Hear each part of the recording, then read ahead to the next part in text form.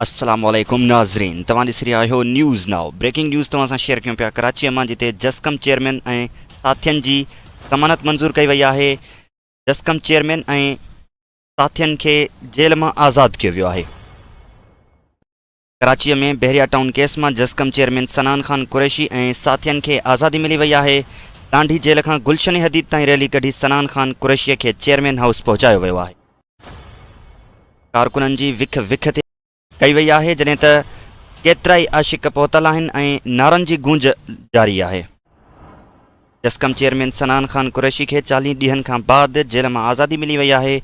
लांडी jail मां आज़ादी मिलण ते कारकुननि पारां गुलनि जी वर्खा करे लांडी जेल खां गुलशन हदीद ताईं रैली कढी वई आहे।